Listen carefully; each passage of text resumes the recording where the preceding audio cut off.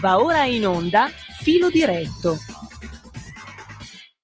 A te la linea, Luigi, buongiorno.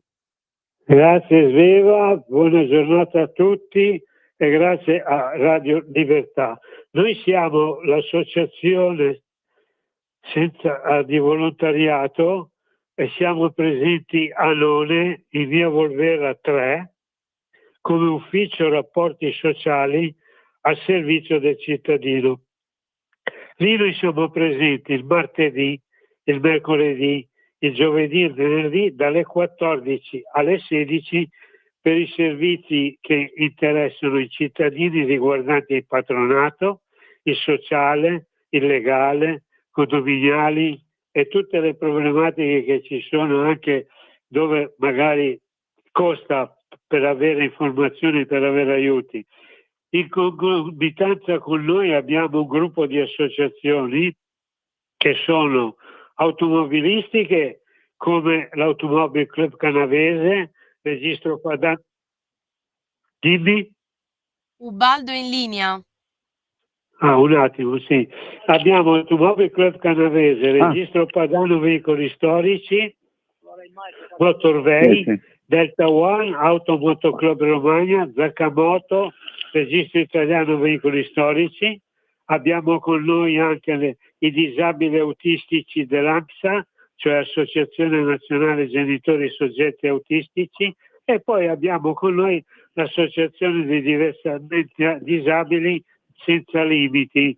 Cerchiamo di avere il personale perché questi responsabili sono orgogliosi di poter parlare a questa grande radio che gli consente loro di potersi esprimere, e io cerco di fare in modo di far esprimere a loro le cose più veloci, in modo che chi ci ascolta poi viene da noi o non nel pomeriggio. Parliamo oppure ci telefona al 328 07 15 232. Poi per la radio andiamo avanti perché abbiamo oggi come ospiti De Maria Ubaldo per le macchine, abbiamo Gianni Ferigo per il sorriso in campo perché c'è un torneo di calcetto, Luca Ricci addirittura presidente dell'Automoto Club Romagna con la novità per quanto riguarda le multe, l'ingegner Cudia, architetto Caligaro, quindi penso di mettervi a contatto con persone serie. Dovremmo avere, come dice la signorina Sveva, in contatto Ubaldo. Ci sei? Ci sono, ciao, buongiorno a tutti gli ascoltatori. Ecco, allora Ubaldo, ti rovino la mattinata, 5 minuti perché abbiamo parecchia gente. Mi vuoi parlare, perché qui ho letto, nella mia ignoranza, che torna la Susa Moncenisio, cioè la corsa automobilistica più antica del mondo. Tu che sei automobilista, un pilota, un tecnico, un abile, puoi spiegare bene tutte queste due righe che ti ho detto? Tranquillo, spiega bene. Qui dice corsa automobilistica più antica del mondo. Dai che siamo coraggiosi. Esatto. Vai, Ubaldo, vai. Proprio così. È proprio così, è la corsa più antica del mondo, la Susa Moncenisio, e anche quest'anno viene riproposta in chiave, diciamo così, di gincana, tipo gincana. Comunque c'è un discreto numero di partecipanti ed è un evento perché effettivamente la strada è meravigliosa da Susa al Moncenisio. Io l'ho fatta con Ruote nella Storia, abbiamo fatto un giro al Moncenisio proprio il 5 di ottobre e adesso tra l'altro è anche molto ben asfaltata, quindi è bellissima. Sarà uno spettacolo per chi vorrà partecipare e vedere, a vedere soprattutto. Ed è come hai detto tu la corsa più vecchia al mondo. Difatti è stata la prima corsa che hanno organizzato a livello mondiale. Ci si interroga, però in Italia qualcosa abbiamo fatto di buono, ok?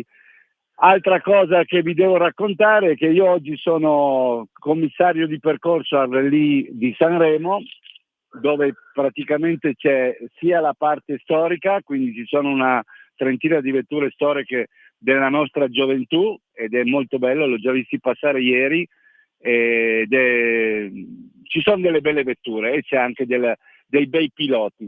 E poi c'è il Sanremo moderno, chiamiamo così, il Rally di Sanremo vero e proprio, dove CIR, campionato italiano ed europeo, e dove praticamente ci sarà è il round finale che deve stabilire chi dei due tra Basso e Curgnola vinceranno questo campionato. Quindi una bella ottantina di vetture moderne che si daranno battaglia sulle vecchie prove speciali del Sanremo. Queste erano le notizie diciamo così, più fresche che vi posso dare. E poi in ultimo, la prossima domenica, vi dico ancora, il prossimo weekend, sabato e domenica, prima ad Agliè e poi a Ozegna ci sarà una specie di, come possiamo dire, taxi driver, cioè su un percorso chiuso ci saranno delle vetture da rally. Chi vorrà provare a fare un giro su una vettura da rally come navigatore pagherà una cifra, non so, una cifra forfettaria comunque, che sarà devoluta praticamente per i bambini e soprattutto per la Onlus, che propone, adesso non mi sfugge il nome, comunque che propone, mette a disposizione le camere per i genitori dei bambini che sono malati che sono ricoverati nei centri oncologici del Regina Margherita e di Cirié. Queste erano le notizie che dovevo darvi. No, ma hai fatto bene, anche perché tu sei quello che aiuta anche personalmente con l'organizzazione chi ha bisogno, bambini malati, anziani, vecchi, se no non si romperei le palle per parlare con noi. La nostra è un'associazione a servizio di chi ha bisogno. Noi non è che siamo miliardari, però col nostro poco che possiamo raccogliere, grazie a gente come te, all'ingegnere, all'architetto, al dottore, eccetera, diamo una mano, dico bene? Dici bene, quando si può si fa. Difatti il prossimo weekend sarò con la macchina, la mia macchina sarà appunto come si dice, la devo portare in esposizione appunto per attirare un po' più di personaggi che vogliono provare l'ebbrezza. Bene, allora facciamo così, tanto sabato ti avviso già prima, certo. Ubaldo, Sì, tienti informato che 5 minuti me li devi lasciare. Ormai la signorina Sveva sa che fai parte del gruppo, ormai conosci i nomi delle persone che più o meno fanno parte del gruppo. Ok, ci sentiamo poi sabato, dai. Senz'altro, buona domenica e buon weekend a tutti gli ascoltatori. Ciao Luigi, un abbraccio. Grazie. E soprattutto auguri di buon compleanno, mi stavo dimenticando. Complimenti davvero. Non ti preoccupare, 86, vai tranquillo. Auguroni. Un bacione grosso, dai, grazie. Ciao. Allora, adesso Sveva spero che riesca a mettersi in contatto con Ferigo, perché è una cosa importantissima che riguarda suo figlio, nostro figlio diciamo, perché fa parte della famiglia. Sei in linea? Perché intanto io ricordo che con noi ci sono anche altre associazioni, come ho già detto, di macchine, moto e soprattutto di assistenza, come ho detto prima, quelle con Caluca, che sono come presidente dell'Associazione Nazionale Genitori Soggetti Acustici, che fanno parte anche loro del nostro gruppo. Cioè noi poi riusciamo ad aiutare poco, ma aiutare realmente. Quindi è inutile parlare e dire facciamo qui, facciamo lì, e poi non è vero. Noi abbiamo l'abitudine prima di risolvere il problemino e poi di parlarne alla radio, questa Radio Libertà che ci consente appunto di fare. Se è già in linea, se c'è in linea Gianni o no? No, Gianni non ci risponde, sto provando a chiamare Luca Ricci. No, sì, perché è impegnato negli impegni, come dire, in tutti i sensi. Allora guarda un po' di mettermi con Luca, così lui ci spiega 5 minuti prima di dare la parola all'ingegnere, che il tempo vola.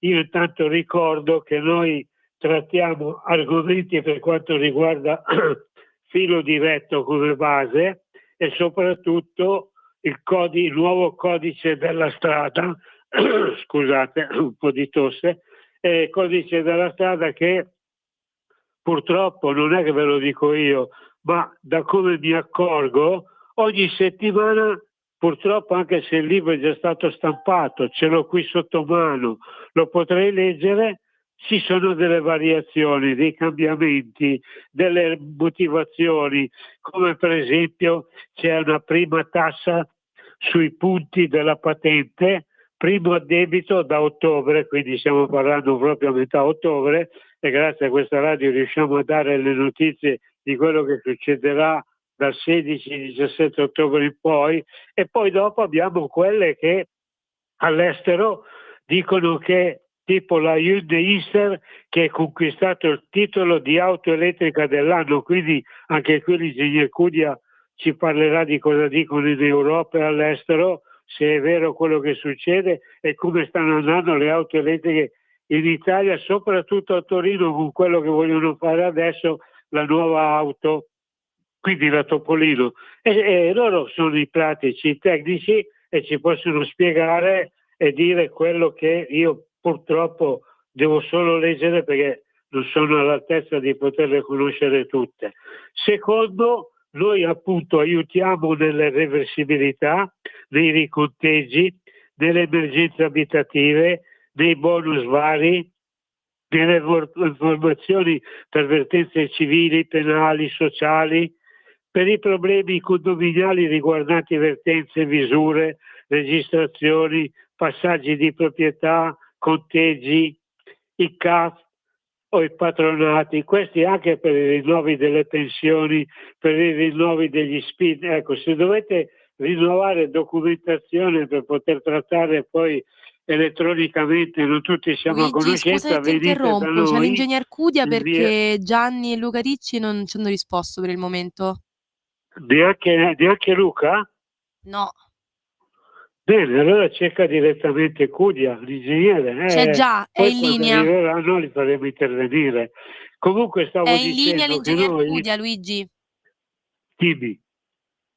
È in linea l'ingegner Cudia. Ah, ecco, grazie, chiedo scusa. Allora, dottor Cudia, ciao Cudia. Sì, buongiorno Luigi, buongiorno. Sai, non è che ti ho messo dopo, è perché siamo un gruppo di persone, sai, che vogliono collaborare e partecipare, però per esempio Gianni è impegnato perché stanno facendo le gare, e quando fanno le gare il telefono è spento, quindi magari non riesce a parlare. Oppure Luca Ricci, che è impegnato con il lavoro, lo sai già anche lui, perché essendo, anche se è sabato, lui soprattutto lavora, e magari dove si trova lui con la radio, con il telefono un po' impegnato, però prima o poi parliamo. Appunto, senti un po', Diego, Sì, intanto grazie. Tu sai che fai capo Sì. tutti i sabati, quindi è inutile che te lo ripeto, romperti le scatole. Senti un po', qui mi è apparso una cosa che dicono, parlando di roba elettrica, Diego, che tu Sì, sei sì. l'esperto italiano e straniero soprattutto.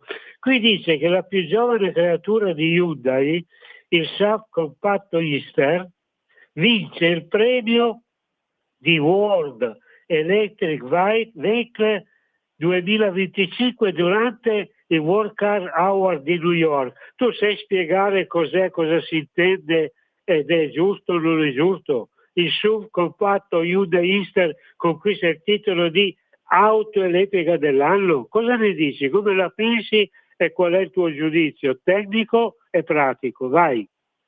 Sì, allora spieghiamo innanzitutto, salutiamo i radioascoltatori che gentilmente si collegano su Radio Libertà e qui ci ascoltano.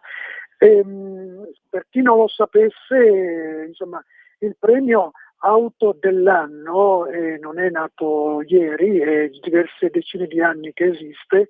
Io in alcuni anni ero anche parte della giuria, poi mi hanno non tagliato fuori, mi hanno sostituito con altri giornalisti, poi ogni tanto mi chiamano, insomma, è un premio che viene dato alle automobili, adesso ultimamente hanno inserito anche quelle a trazione elettrica, ma prima erano solo le auto prima a benzina, poi anche a gasolio, ecco. È un premio, allora, viene conferito all'auto che viene giudicata migliore su una corona di aspiranti auto, un po' come si fa con le ragazze di Miss Italia o Miss Mondo, insomma, ecco. Questa giuria il più delle volte è formata da giornalisti automobilisti, quindi giornalisti che scrivono su riviste specializzate nel settore automotive e automobilistico, ecco. Quindi, ed è un premio che in qualche modo mette in luce tutte le caratteristiche non migliori, ma quelle che in qualche modo fanno capire che quella è l'auto migliore, l'auto che non che si può comprare, l'auto migliore, quella che ha più caratteristiche in termini di linea, abitabilità, materiali, prestazioni, aspettative del mercato. Insomma, i giornalisti mettono in relazione tutti questi fattori qua, hanno delle schede da compilare e ognuno mette il suo voto. Ecco. E per cui, insomma, io quando facevo parte, adesso 2 e 3 anni che non faccio parte di questa giuria così, ma assieme ad altri ingegneri e anche architetti e anche designer, si era visto che questo premio era più spostato verso le motorizzazioni, eccetera. Invece con i giornalisti, insomma, è un po' come piace a uno e all'altra, ecco, e all'altro. Anche perché ci sono tante donne pure nella giuria del premio Car of the World, cioè il premio auto dell'anno. Intendiamoci, a cosa serve? Dipende come lo vogliamo considerare, Luigi. Può servire a tutto per far vedere che insomma c'è una casa automobilistica, in questo caso la Hyundai, che ha vinto questo premio, ma non serve per vendere la macchina, non è che perché ha vinto il premio auto dell'anno quella è l'auto migliore che esista. È un premio che viene dato anche per così premiare, per mettere in luce gli sforzi di una casa automobilistica. Se uno va a vedere nella storia, poi concludo così ti lascio anche altro spazio, se uno va a vedere nella storia del premio Car of the World ci sono anche tante auto italiane, anche tante auto che poi non hanno avuto un seguito commerciale. Ecco, quindi spero di avere in qualche modo in pochi minuti riassunto cos'è il premio Car of the World. Inster perché è un piccolo SUV, è un SUV, quindi ultimamente i SUV insomma sono un po' le auto più vendute, ecco. E chiudiamo lì. Spero di avere in qualche modo, poi magari lo riprendiamo, ecco.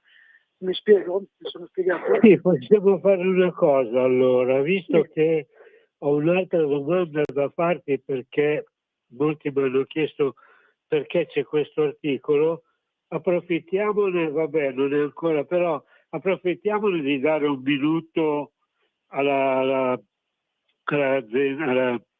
diciamo lì alla regia per l'interruzione, poi nella seconda parte andiamo avanti perché c'è anche Arturo che poi dovrà rispondere di parecchie cose importanti. Bene. Perché sono capitate proprio guarda caso ieri sera pomeriggio. Quindi ti direi una cosa, Diego, stai tranquillo in linea e lasciamo la parola un attimo alla regia e poi parliamo di un altro articolo molto importante che solo tu puoi dare spiegazioni, perché mi dicono cosa c'è di vero in tutto ciò, quindi nel dubbio sei tu che dovrai rispondere. Quindi diamo la linea alla regia per un momento e poi ne riparliamo. A voi studio. Radio Libertà. Veniamo da una lunga storia e andiamo incontro al futuro con spirito libero per ascoltare tutti e per dare voce a tutti. In quanti ti promettono trasparenza, ma alla fine ti ritrovi sempre con la bocca chiusa e non puoi dire quello che pensi. Radio Libertà non ha filtri né censure, ascolta la gente e parla come la gente. A voi la linea. Sì, grazie Sveva. Allora Diego, senti un po', qui dice che l'auto elettrica è la corsa ai minerali, il lato oscuro delle batterie, cioè Le batterie sono sempre state al centro di dibattiti relativi all'approvvigionamento delle materie prime, però cosa c'è di vero in tutto ciò? Sfogati, vai Diego, vai. Ho detto che comunque la batteria per un'auto elettrica è un po' lo scheletro, è un po' il cuore, insomma quello che è la parte più importante, ecco, è anche il motore, è praticamente tutto, ecco. L'auto elettrica, almeno nel volere degli ingegneri, anche delle case di costruzione, costruttrici, è basata, ecco. E infatti anche per far capire a chi ci ascolta, ogni casa automobilistica o gruppo automobilistico si è creata con il tempo la sua cosiddetta piattaforma. Stellantis ne ha una. La piattaforma non è altro che la parte bassa, la base, ecco, su cui viene poi costruita tutta l'auto in termini di design, di sedili, di parti interne, tutto il cosiddetto layout, cioè tutto quello che viene costruito attorno. Una volta, tanto per farti capire, una volta si partiva dalla carrozzeria e si adattavano i motori, oppure c'era il motore e si adattava la carrozzeria. Adesso no, adesso si parte da una piattaforma che non è altro che una grande batteria, può essere piatta, può essere fatta a forma di T, può essere fatta con tutte le forme che gli ingegneri e le varie case di costruzione reputano giusto, insomma, ecco, in base anche al tipo di auto che bisogna costruire. Per cui, allora, sappiamo che quindi le batterie, una volta le batterie per le auto a combustione interna erano prevalentemente di piombo, ecco, e tutti conosciamo gli effetti positivi e anche negativi del piombo.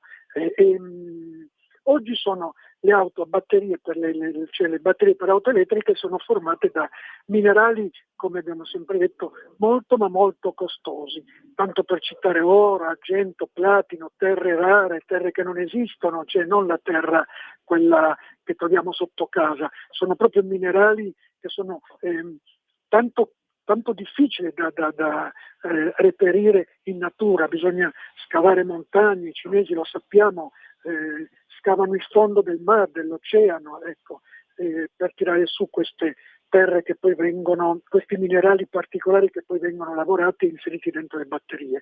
Tant'è che abbiamo sempre detto che è sempre difficile, le batterie delle auto elettriche non verranno mai messe in una discarica perché è così costoso. Tu hai sempre messo in luce, tu leggi, hai sempre messo in luce l'elevato costo delle automobili elettriche, giusto? Perché le batterie costano tantissimo in termini di materia prima, lavorazione e montaggio e anche sicurezza, quindi costano tantissimo. Diciamo che fatto 100 il prezzo di un'automobile elettrica, il valore della batteria si aggira sul 60-65%, quindi insomma capisci bene che è forse l'elemento più importante, e questo alimenta un sacco di dibattiti, chi dice sì, chi dice no, chi vuole batterie, forse l'ha detto anche recentemente, si stanno studiando anche batterie al sale, quindi insomma con elementi più naturali, ecco, per evitare tutto questo dispendio, ma sono studi. Quindi le batterie continueranno ad alimentare questi dibattiti qua. Io non posso dirmi che sono pro batteria o contro la batteria. La batteria serve come il motore per un'automobile, se non c'è il motore l'auto, oppure come la benzina per un'automobile a motore, se non c'è la benzina l'auto sta ferma. Cominciamo comunque a dire che rispetto a quello che tu avevi anche messo in luce anche l'anno scorso, perché io ricordo bene tutti i tuoi argomenti, che non erano sicure, che esplodevano, che così, insomma si è fatto tanto anche in termini negli ultimi mesi, perché diciamolo ai radioascoltatori, lo sviluppo tecnologico delle batterie è velocissimo. È velocissimo, si parla di giorni, settimane, una batteria non va più bene, così prima c'era il nickel cadmio, adesso tutto con il litio e poi magari viene fuori un altro metallo o altro, quindi si cambia e laddove anche le percorrenze, tu vedi bene che oggi un'automobile media che costa dai 30 ai 40 mila comunque riesce a fare 300, 350 e a volte anche fino a 500 km di autonomia e si sta lavorando per arrivare a 700-800 km di autonomia, quindi capisci bene Luigi che c'è uno sviluppo, ma si parla di settimane, ecco. Anche tu ricorderai quello che ci chiedevamo così, ma com'è possibile che un'auto così e così? E quindi il dibattito sarà sempre aperto, guarda, è interessante, ecco, vedere cosa ne pensano tutte le varie, anche il mercato. Non so dirti se le batterie chiuderanno un discorso e se ne aprirà un altro, è un mercato aperto, è un discorso sempre aperto, per cui vediamo. Sì, ma qui però dice anche un'altra cosa, poi chiudiamo Sì. perché così facciamo parlare un po' Arturo. Qui dice che in Italia le nuove auto elettriche sono il 4,2% del totale perché gli stati generali Green Economy 66.000 su oltre 1,5 milioni. Com'è questa storia? Sì, abbiamo detto sempre che comunque il volume di affari, cioè il mercato delle auto elettriche e quindi anche si sta pensando addirittura di fare delle fabbriche, alcuni costruttori stanno pensando di fare delle fabbriche di batterie anche in Italia, non so se ci riusciranno. Sappiamo che il mercato dell'auto elettrica è ancora in Italia molto ma molto basso.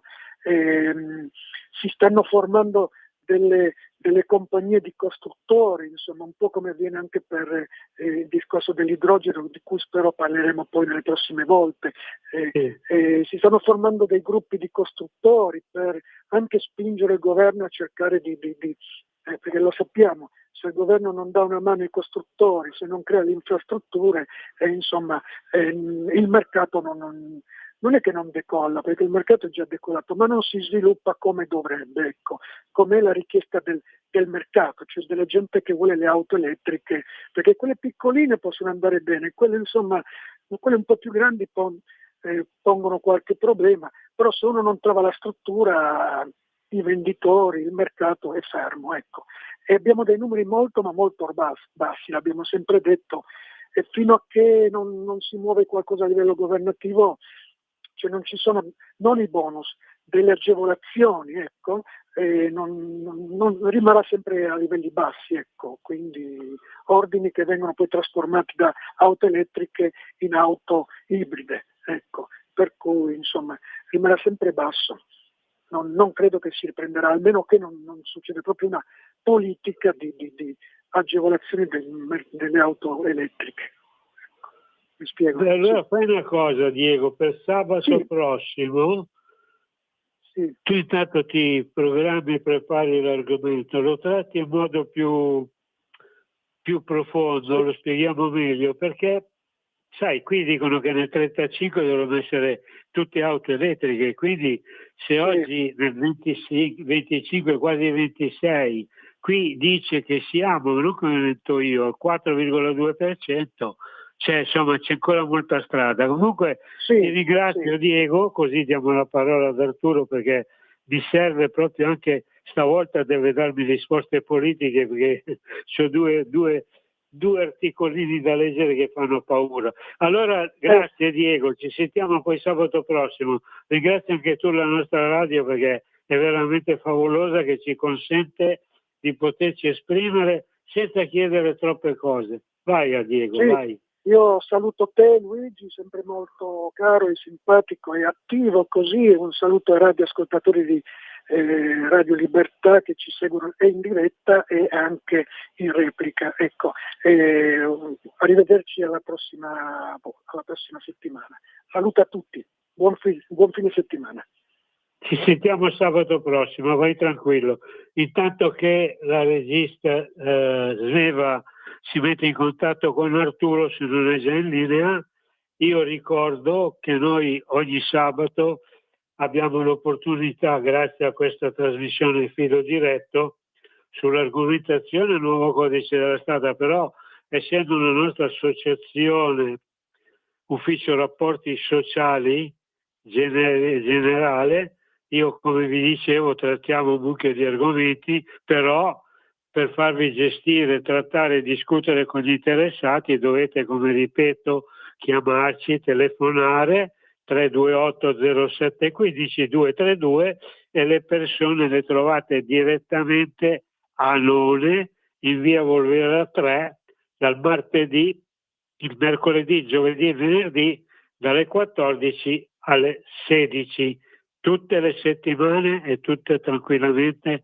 anche se dovesse esserci una festività che Luigi, qualcuno ha scusami se delle ti esigenze, interrompo. agevoliamo Mi anche lui. senti? Abbiamo Arturo in linea? Luigi, mi senti? Sì? C'è Luca Ricci al telefono. Ah, non c'hai Arturo. Allora ok, va bene, passiamo Luca. Va bene, grazie. Molto gentile. Ciao Luca. Caro Luigi, buondì, dalla Romagna soleggiata, buona giornata a prima, tutti ma voi. vedo che eri impegnato perché abbiamo i minuti contati. Senti un po' Luca, tanto tu Dimmi. ormai se non è adesso anche sabato prossimo tienti pronto, ma tu che sei presidente dell'Automotoclub Romagna, se riguardi le multe eccetera, questo articolo qui sul nuovo codice della strada che dice multe e nuove regole, cosa cambia per gli automobilisti? Puoi perdermi almeno un 3-4 minuti per spiegarmi la cosa e poi sabato prossimo ti farò altre domande? Vai Luca, grazie. Guarda, devo dire la verità, lo stiamo cercando di capire anche noi, perché da una parte danno delle limitazioni, dall'altra aprono, e devo dire la verità, non sono in grado in questo momento di capire e di dirti le cose perfettamente, quindi preferisco non scendere nei particolari perché è una cosa molto articolata, imprecisa e addirittura senza nemmeno i protocolli operativi, quindi io non so nemmeno come le forze di polizia siano in grado di mettere in atto queste ultime recenti modifiche. Sì, ma tu sei impegnato però, perché qui vuol dire che cambia anche per i comuni. Allora va bene, comunque l'argomento te l'ho dato, no? Le Sì, nuove no, ma ne regole riparliamo cosa il prossimo cambiano? sabato, nessun Prossimo, problema. tanto tu sei, ricordati che fai parte del gruppo e prima ti troviamo e prima parli. Cercherò di farti chiamare per primo. Perché poi No, non vorrei, permettimi Luigi, non vorrei dare delle informazioni sbagliate che dopo mettono in difficoltà gli ascoltatori. Allora siamo qui con gli avvocati che guardiamo tutte le modifiche, tutte le cose che sono state fatte, ma molte di queste già posso anticipare che non sono applicabili, tra virgolette applicabili, se non nell'aumento delle sanzioni. A te Luigi. Sì, però qui dice che il decreto Ottoveros con le multe e le nuove regole è operativo, ma c'è un problema. Cosa vuol dire? C'è un problema. Problemi ce ne sono tanti. Prima di tutto gli strumenti, come ben sappiamo, non seguono un iter di verifica, di omologazione, di approvazione previsto dalla legge. E quindi abbiamo degli strumenti che di fatto non sono validi, legalmente validi. E poi c'è tutto il resto sul discorso delle applicazioni, ma alla fine poi andiamo sempre a finire in una situazione purtroppo di un errore che il nostro ministro della giustizia ha fatto, il nostro Nordio, che è quello dell'abolizione del reato di abuso d'ufficio, che questo consente alle pubbliche amministrazioni, ai pubblici ufficiali di poter praticamente commettere sistematicamente, volontariamente degli illeciti che diventano amministrativi perché penalmente non sono più perseguibili. Come montare degli strumenti, continuare a sanzionare quando sanno che gli strumenti non sono in regola.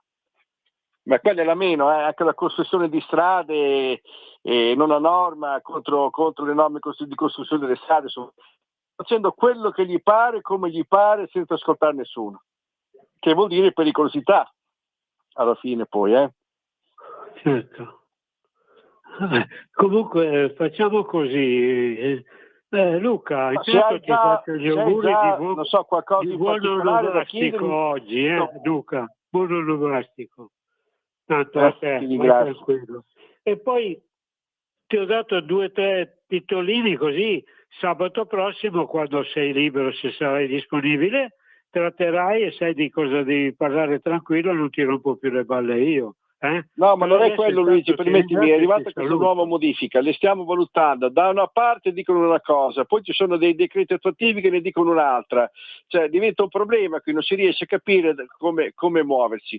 Ma resta comunque un problema di fondo, il reato d'abuso d'ufficio che è stato depenalizzato. Già era molto permissivo prima, perché quando c'era, perché si doveva provare il dolo intenzionale del pubblico ufficiale, della pubblica amministrazione, si sperava in una, diciamo così, in una restrizione nelle possibilità di poter violare queste norme, e invece addirittura è stato abolito.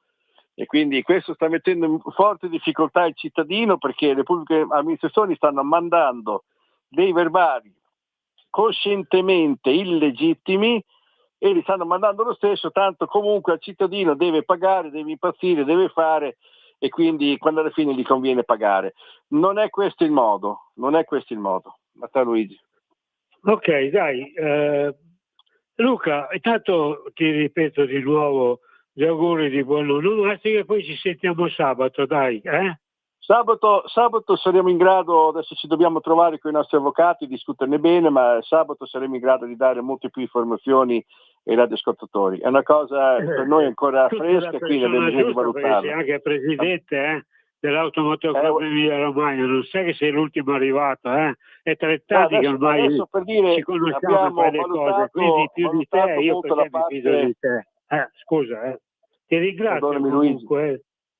Adesso abbiamo verificato la settimana a questa che abbiamo appena trascorso le modifiche sul discorso dell'alcol test, dell'alcol lock, tutte quelle storie che poi mi chiedo chi è che li monta e chi non li monta, insomma, vabbè, sarà una cosa così, però mancano veramente una cosa molto approssimativa. Io non lo so come sia possibile che il cittadino possa seguire o attenersi a queste nuove regole quando nemmeno chi le propone è in grado di dare spiegazioni. Questa è una cosa veramente allucinante. Vabbè, andiamo avanti. Okay. Dai. Ci sentiamo, dai. Va bene, Luigi, buona giornata a voi e un saluto a tutti. Buona giornata anche a te, un bacione, ciao. Allora andiamo in chiusura, visto che il tempo vola, perché Arturo io lo devo far parlare perché ho bisogno di sentirlo. Sei in linea, magari già iniziamo. Arturo, ci sei? Se è possibile collegarsi? Perché ci sono introdotte le prime tasse. Pronto?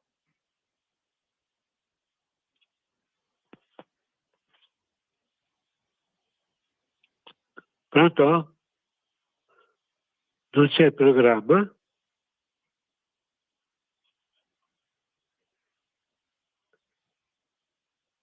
Luigi, abbi un attimo di pazienza che lo collego. Ah, non è ancora collegato?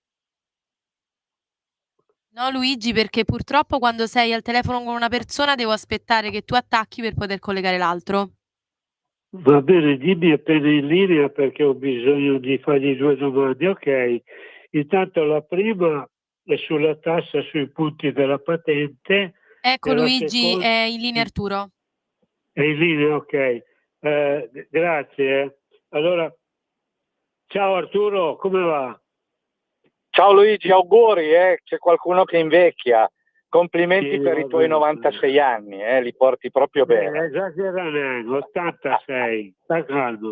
No, senti un po' Arturo, grazie. No, ma anche Luca, quello che gli ho rotto le palle prima, oggi è San Luca anche per lui fa l'onomastico. No, senti un po' Arturo, veloce, poi sabato prossimo vediamo. Senti un po', però devi dare risposte politiche perché io te li leggo come sono scritti. Qui dice, ieri sera, introdotta la prima tassa sui punti della patente, primo addebito a ottobre, ecco perché ringraziamo questa radio, e dice Salvini trova il modo di rovinarci perché l'Italia sgancia la bomba. Da oggi anche i punti della patente saranno soggetti a tassazione, ovvero sia acquistare e soprattutto mantenere un'auto in Italia è diventato un anno dopo un anno un autentico percorso a ostacoli, dove ogni chilometro sembra costare più del precedente. E no, non si tratta solamente dei ricorrenti rincari sul prezzo dei carburanti oppure dei costi legali alla manutenzione degli automobilisti italiani.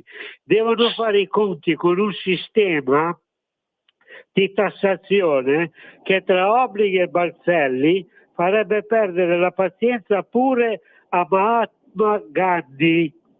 Il nemico giurato di ogni possessore di veicoli è indubbiamente il famigerato bollo auto.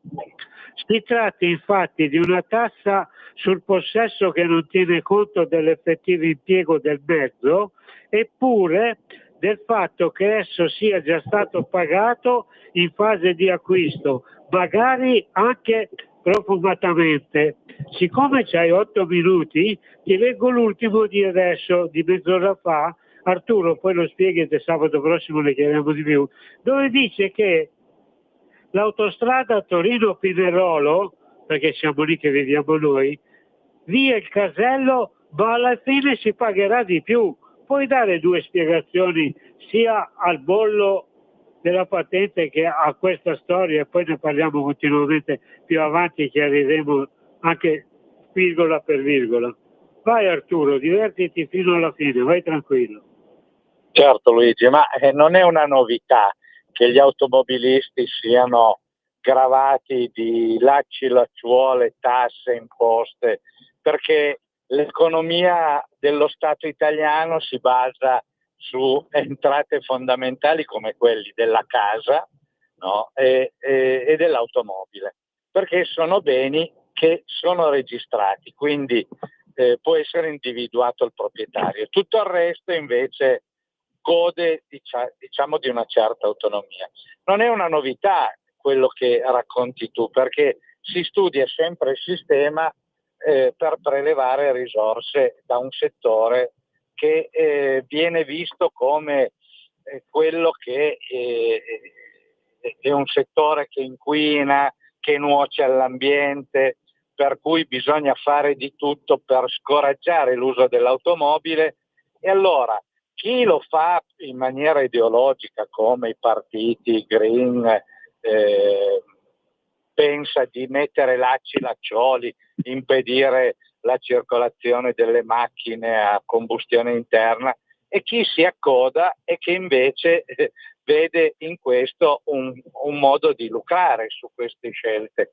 Allora, il problema viene mascherato dal problema della sicurezza, quindi ufficialmente dietro la via lastricata della sicurezza si nasconde la strada dell'inferno, per parafrasare un noto adagio, perché con la sicurezza vengono poste delle penalizzazioni come quelle dei punti sulla patente, e la prima domanda che facevi, vengono tassate, ma adesso non è gratuito, perché se tu perdi i punti della patente, se vuoi recuperarli devi fare tutta una trafila che non è gratuita.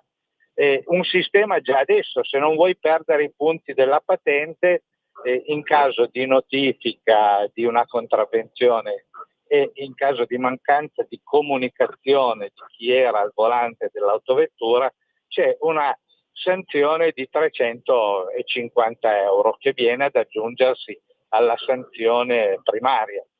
Per cui se tu vuoi già conservare i punti per la patente adesso, devi già mettere mano al portafoglio, e questo è il primo concetto. Adesso bisognerà approfondire, vedere bene la circolare cosa ha detto, interpretare quell'articolo di giornale, quell'informazione che tu hai dato, che appunto, essendo molto recente, necessita di un approfondimento, però ricordiamoci che gli automobilisti stanno già pagando. L'altro problema è un problema che è venuto fuori dalle società concessionarie. Poiché le società concessionarie vogliono fare utili cercando di evitare al massimo le spese, e lo vediamo su alcune tratte autostradali dove per decenni non si è provveduto alla manutenzione e che adesso da anni vedono, nonostante il pagamento del pedaggio, essere ridotte a strade, a semplici strade statali a senso unico alternato, a senso unico per chilometri e chilometri. Ebbene, la trovata di queste società è quella già raccontata in occasione dell'Asti Cuneo, un sistema di pedaggiamento che si chiama flat flow, cioè ci sono dei portali posti lungo le autostrade, come succede in Germania per gli autotreni e per i tir, dove rileva la targa e in qualche modo ti addebita il pedaggio. Te lo addebita direttamente se tu hai un sistema Telepass o Unipol Move, e invece ti viene notificata a casa, quindi vengono aggiunte le spese di notifica in caso che tu non abbia questi meccanismi, e ti dà la possibilità di pagare il pedaggiamento tramite il banco. Con questo prendono l'occasione di mettere a pagamento anche tratti autostradali che prima erano completamente gratuiti. Non è solo la Torino-Pinerolo, ma in discussione è tutta la tangenziale di Torino, quindi mentre adesso è gratuita, tra virgolette, perché gli automobilisti, ricordiamoci, nulla è gratuito, perché come ricordi tu pagano il bollo, l'IVA sull'assicurazione, l'IVA sull'autovettura, le tasse sulla benzina, le accise di qua, di là, l'IVA sui pezzi di ricambio, l'IVA sulla manutenzione, quindi il termine gratuito è un po' forte, ma adesso è gratuita, diciamo, da Moncaglieri fino allo svincolo di Caselle, per cui puoi attraversare tutta Torino e non pagare pedaggio. Se viene autorizzato questo sistema, poi pagherai l'effettivo tratto di autostrada percorso. Per cui quello che adesso è gratuito diventerà a pagamento. La Torino-Pinerolo, costruita in occasione delle Olimpiadi del 2006 e realizzata solo per pochi chilometri, mentre esisteva già, perché ricordiamoci tutte le vicende che sono lunghe da raccontare in radio, magari si potrebbe fare una trasmissione sulle vicende delle autostrade piemontesi, era già gratuita da Fiat del Drosso a Fiat Volvera. Questo ti dice il senso del perché una volta era gratuita. Ora che gli stabilimenti hanno perso importanza, allora si può pensare di pedaggiare anche questo tratto autostradale. Ricordiamoci che le autostrade il pedaggiamento sulle autostrade in un regime liberale di libera concorrenza è un po' stride per il fatto che non c'è una concorrenza effettiva per poter dire all'automobilista: beh, tu se non vuoi pagare l'autostrada puoi fare una strada statale, perché lo sappiamo benissimo come sono le nostre strade statali, che sono state abbandonate nel corso di questi decenni perché bisognava favorire l'utilizzo delle autostrade, e quindi questo è il risultato. Quindi io spero che qualche forza politica si opponga a questa imposizione di un nuovo pedaggiamento e una nuova forma di pedaggiamento, che oltretutto penalizzerebbe la viabilità nei centri che vengono attraversati dalla tangenziale. Tutto il traffico che adesso percorre gratuitamente la tangenziale, poi per mantenere la gratuità del percorso, perché oltretutto non si paga poco, attraverserà i centri abitati, quindi i centri di Moncaglieri, Trofarello, Torino, Nichelino, Rivoli, Grugliasco, oppure quelli lungo la Torino-Pinerolo, quindi Rivalta, Piossasco, Rossasco, si vedranno attraversati da un traffico che prima non avevano, quindi andranno a gravare sulla manutenzione delle strade statali, sugli incroci e quant'altro, e vedrai che i comuni troveranno il modo di far cassa anche su quello, mettendo se non gli autovelox che con la polemica che abbiamo sentito prima dalle parole del nostro interlocutore, ci saranno quelli dei semafori intelligenti, no? Per cui vedremo un fiorire di semafori per poter in qualche modo fare cassa anche su quelle strade. Siamo arrivati alla fine. Comunque Arturo, un'altra quando vieni poi in settimana, perché poi sabato diremo cosa c'è scritto di adesso, l'ho tirata giù adesso mentre parlavi, dice che la patente di guida con certe patologie non può più guidare, una però non la conosce nessuno, ve lo diremo sabato prossimo, teniamoli in pallo. Che ne dici Arturo? Grazie, un bacione. Un abbraccio, un saluto agli ascoltatori, un ringraziamento alla regia e a risentirci a presto. Buona giornata. Ciao Arturo e grazie anche a Sveva, ringrazio anch'io la nostra Radio Libertà, ricordo il nostro motto: meglio perdere un attimo per la vita che perdere la vita per un attimo. Noi cerchiamo di risolvere quell'attimo per vivere tranquillamente. Grazie a voi, grazie allo studio, ci sentiamo sabato prossimo.